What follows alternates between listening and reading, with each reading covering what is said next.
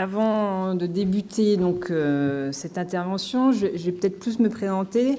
Je suis architecte, docteur en architecture et je suis chercheur donc, au Centre de recherche sur l'environnement sonore et urbain, le Cresson. C'est un centre CNRS qui se situe au sein de l'École nationale supérieure d'architecture de Grenoble. Voilà, un peu pour dire le contexte et pour expliquer mon propos par la suite. Donc je vais vous parler de la qualité des espaces habités. Il y a donc beaucoup d'entrées pour arriver à définir ces espaces habités de qualité. En effet, on peut avoir de nombreux principes de construction. Alors, nous pouvons par exemple avoir les principes de conception climatique. Il s'agit d'utiliser au maximum les apports passifs du soleil et de la chaleur dégagée par les occupants. C'est-à-dire que l'architecture bioclimatique s'appuie sur des stratégies du chaud et du froid, où l'on souhaite capter ou se protéger de l'énergie solaire, la diffuser ensuite dans l'habitat, pour enfin soit la conserver ou l'évacuer en fonction des objectifs de confort recherchés. Alors, pour un confort en hiver, nous avons donc le maximum d'entrées solaires au sud, on cherche à se limiter à capter au nord, et très peu à l'est et à l'ouest. Il se forme ainsi un plan mono-orienté, de forme compacte, et avec majoritairement des pièces de vie au sud et plutôt des pièces de service au nord. Nous pourrions avoir aussi ces mêmes types de recommandations pour la dimension sonore, c'est-à-dire en limitant le nombre de façades exposées aux sources sonores, en créant des obstacles par rapport à la propagation des sons, ou encore en favorisant des épanelages avec les volumes des habitants. Les bâtiments, pardon. Alors, ces mesures sont majoritairement saisissables et réalisables dans les milieux moins denses, mais qu'en est-il dans les environnements construits plus denses ? Quelles sont les méthodes et les critères favorisant ces espaces habités de qualité ? Alors, il y a une diversité de méthodes. Pour ma part, je vais tenter de répondre à cette question en m'appuyant sur les ambiances architecturales urbaines et urbaines d'un point de vue sonore et lumineux. Et je vais particulièrement choisir le vecteur d'entrée qui est la relation entre la perception de l'espace et le contexte de cet espace.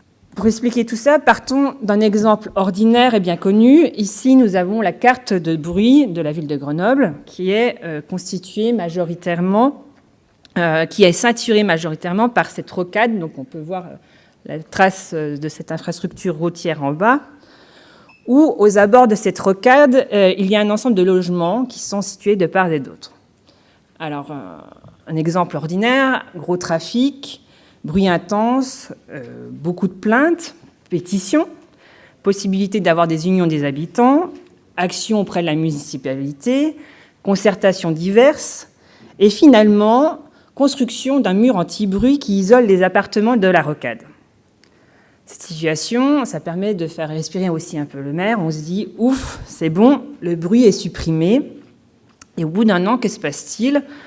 On peut remarquer que dans le bureau de la mairie, mais aussi dans les bureaux des bailleurs, on constate une augmentation des plaintes. Ces plaintes, ce coup-ci, elles ne portent pas par rapport à l'environnement sonore plus général, mais elles portent sur les plaintes, sur les bruits des voisinages, qui sont devenus perceptibles, et donc gênant pour les habitants.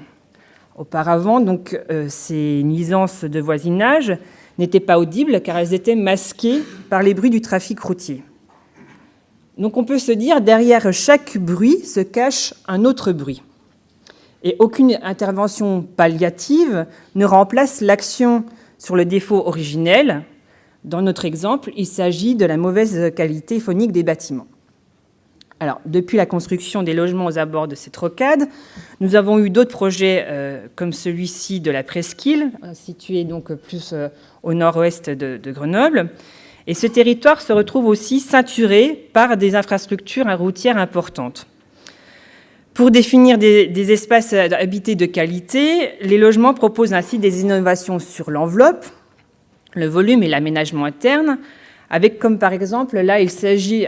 J'ai pris qu'un exemple parmi toutes les constructions, mais celui-ci, il s'agit de la tour de logement dessinée par Édouard Fransat, appelée le Panache ou encore surnommée l'ananas. Alors pourquoi l'ananas ?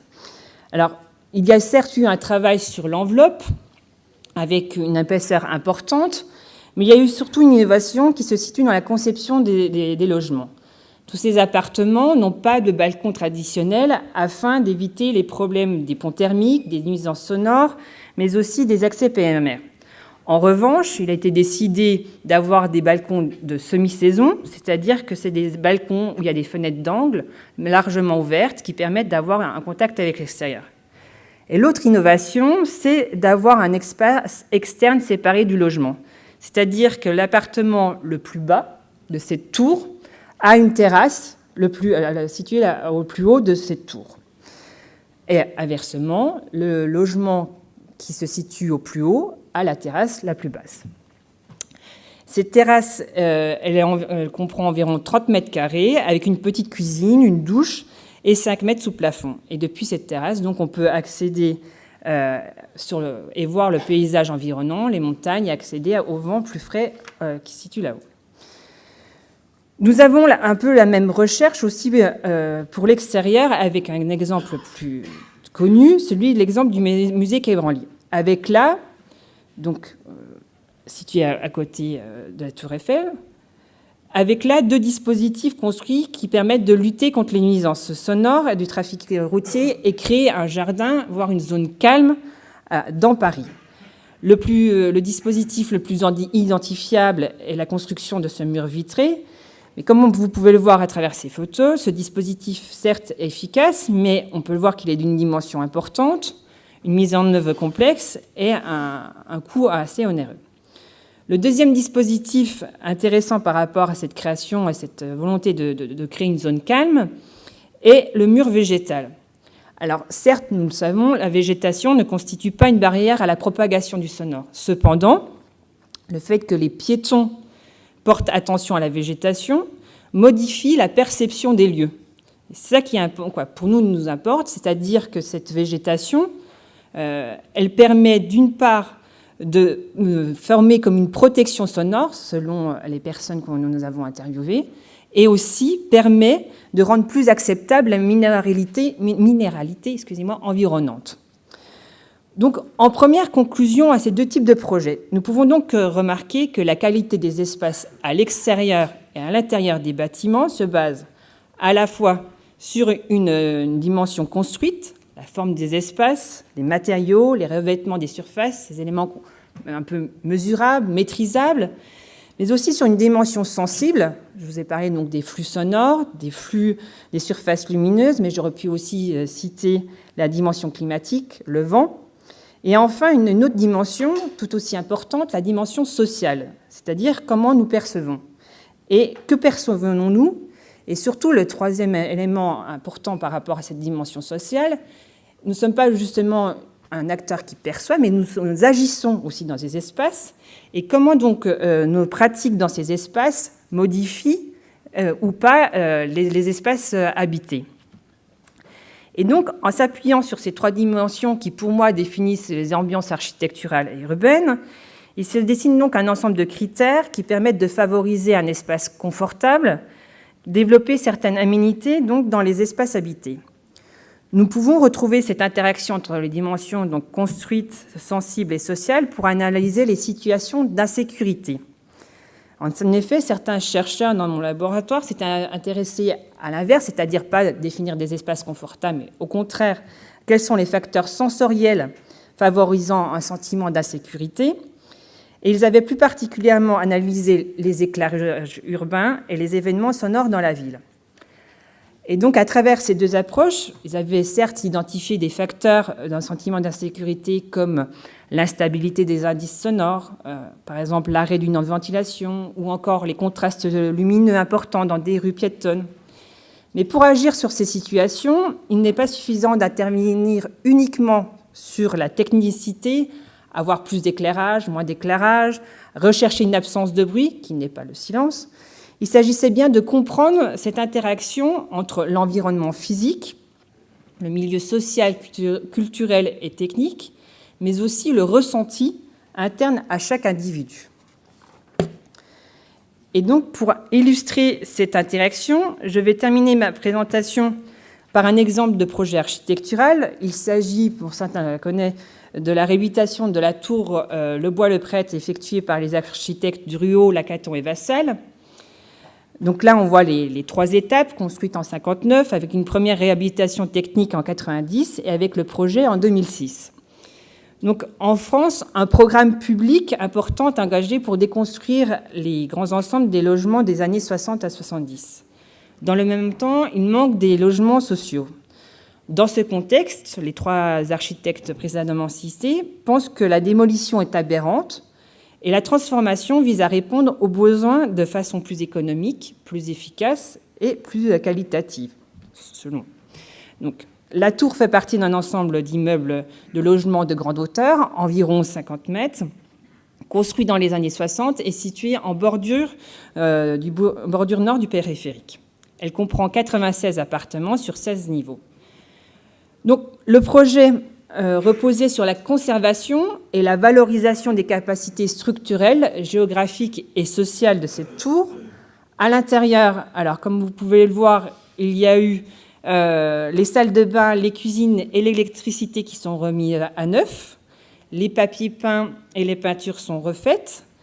Et surtout, l'originalité a été d'agrandir et prolonger sur toute la façade par un espace de 3 mètres de profondeur, comprenant dans un premier temps un jardin d'hiver et ensuite un balcon. Les structures sont conservées, les baies sont ouvertes, les balcons préfabriqués de 3 mètres de profondeur sont juxtaposés et empilés aux façades existantes. Ensuite, donc, la consommation d'énergie visait à réduire de plus de 50%, en particulier grâce à la gestion des énergies passives des jardins d'hiver. Cette première description révèle la recherche d'un confort normé. Je l'intitule donc un confort normé, c'est-à-dire où il y a des seuils thermiques, acoustiques, écologiques et bien sûr économiques qui sont respectés et visés. Ces différents objectifs sont majoritairement atteints et évalués en fonction des capacités techniques à assurer une qualité de vie, un niveau de confort dans ces logements. Mais je pense que ce projet ne se limite pas à ça. Il y a aussi un deuxième niveau de confort. Celui-ci, je l'ai intitulé le confort de maîtrise. Donc là, vous voyez bien entre le avant et le après. C'est-à-dire, ce confort de maîtrise, c'est la possibilité matérielle de maîtriser et de régler le niveau de confort par les habitants. Avec, par exemple, là, la possibilité d'avoir la gestion du système de régulation et d'arrêt de chauffage, de fermer ou non ces différents rideaux. Enfin bref, ils agissent entièrement sur le confort dans leur espace. Et enfin, à travers cet exemple, on peut avoir aussi un troisième niveau de confort qui se dessine. C'est-à-dire, dans ce projet, il y a aussi, si on veut bien, une troisième manière offerte aux habitants de s'impliquer dans le confort de leur logement et d'avoir un espace habité de qualité. Plus discret, mais pour nous, je pense qu'il est tout aussi important, nous pourrions le qualifier de confort de réserve. Alors pourquoi ce terme ? C'est-à-dire que c'est la possibilité réelle ou imaginaire d'échapper à un niveau de confort fixé. C'est un peu comme votre bibliothèque que vous avez chez vous, vous avez énormément d'ouvrages, vous ne les lisez pas tous les jours, mais vous savez qu'ils sont là et vous pouvez y aller et les lire quand vous voulez, un passage, un livre entier. Ou soit c'est un peu comme le grenier ou la cave qu'on avait auparavant dans les maisons. Là, il se dessine un peu la même chose avec ces espaces tampons, ces jardins d'hiver, où vous pouvez en profiter comme une serre qui vient réguler le confort thermique entre l'extérieur et l'intérieur. Mais cet espace constitue aussi la pièce supplémentaire inutilisée, mais potentiellement utilisable. Et c'est ce type de confort qui crée donc un indéniable sentiment de chez soi et qui est tout aussi important que le confort de maîtrise ou le confort normé. En conclusion, donc, à cette manière de concevoir l'expérience habitante, il me semble que l'approche par les ambiances architecturales et urbaines, elle permet dans un premier point de faire une ouverture au plurisensoriel, mais aussi dans un deuxième point de définir une perspective quantitative, normative, mais aussi qualitative dans les espaces habités. Et enfin, dans un troisième point, elle intègre les activités, les pratiques des habitants dans la définition d'un espace de qualité et habité. Je vous remercie.